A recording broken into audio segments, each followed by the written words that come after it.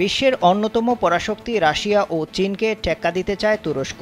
এজন্য আফ্রিকার বিভিন্ন দেশে প্রভাব বিস্তার করতে মরিয়া রিসেপ তাইয়েপ এরদোয়ান। তবে মহাদেশটিতে চীন ও রাশিয়ার শক্তিশালী উপস্থিতি থাকায় তুরস্কের জন্য কাজটি কঠিন হয়ে দাঁড়িয়েছে। আফ্রিকা মহাদেশে তুরস্কের কৌশলগত অবস্থান বাড়াতে সম্প্রতি আঙ্কারা বেশ কিছু কার্যক্রম হাতে নিয়েছে। তুরস্কের বাইরে তাদের সবচেয়ে বড় সামরিক ঘাঁটি সোমালিয়ার রাজধানী মোগাদিসুতে। সাম্প্রতিক সময়ে প্রতিরক্ষা ও নিরাপত্তা ইস্যুতে কয়েকটি চুক্তির পর মোগাদিসু তুরস্কের সেনাবাহিনীর সবচেয়ে বড় ঘাঁটিতে পরিণত হয়েছে। ইতিমধ্যে সোমালিয়ায় অফশোর তেলের খনি সন্ধান ও সামরিক সহযোগিতা বৃদ্ধির মাধ্যমে সেখানে একটি নতুন মিসাইল পরীক্ষা কেন্দ্র চালুর চেষ্টা করছেন এরদোয়ান। এলো ভিশন মুশকিল আসান অফার। যে কোনো ব্র্যান্ডের পুরনো ফ্রিজ নিয়ে চলে আসুন ভিশন শোরুমে আর নিয়ে যান নতুন ভিশন ফ্রিজ 20% পর্যন্ত ছাড়। অনেক আগ থেকেই আফ্রিকান ইনিশিয়েটিভ পলিসি গ্রহণ করার মাধ্যমে অঞ্চলটিতে বাণিজ্যিক, কূটনৈতিক ও নিরাপত্তা চুক্তিগুলো দৃঢ় করার উদ্দেশ্যে কাজ করছে তুরস্ক। এই নীতির অধীনে অর্থনৈতিক উদ্দেশ্য বাস্তবায়নে এরদোয়ান সরকার বড় ধরনের পরিকল্পনা গ্রহণ করেছে।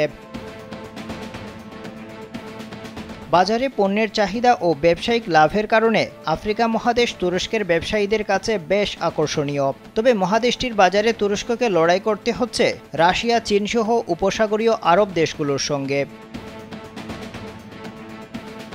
মস্কো বেইজিংয়ের শক্তিশালী অবস্থানের পরও জুলাই মাসে তুরস্কের জ্বালানি মন্ত্রী আলপারসন বায়রাক্তার সোমালিয়ার সাথে একটি হাইড্রোকার্বন অনুসন্ধান ও উৎপাদন চুক্তি সই করেন।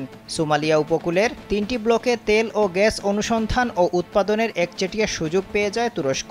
চলতি বছরের সেপ্টেম্বর অথবা অক্টোবর মাসের শুরুর দিকে এই অঞ্চলে অনুসন্ধান জাহাজ পাঠাতে পারে আঙ্কারা। সোমালিয়ায় কমপক্ষে 3000 কোটি ব্যারেল তেল ও গ্যাসের মজুদ রয়েছে।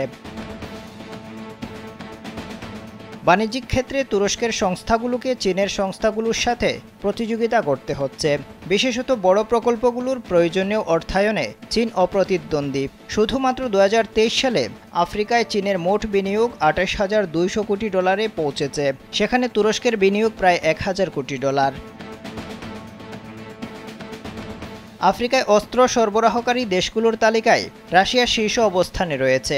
এই তালিকায়ও স্থান করে নিয়েছে তুরস্ক।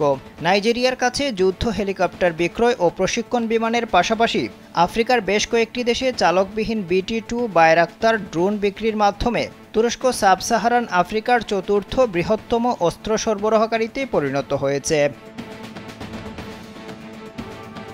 শুধু তাই নয়, তুরস্ক আফ্রিকা মহাদেশের বেশ কয়েকটি দেশের জন্য নিজেদের একটি প্রধান নিরাপত্তা অংশীদার হিসেবে প্রতিষ্ঠিত করেছে।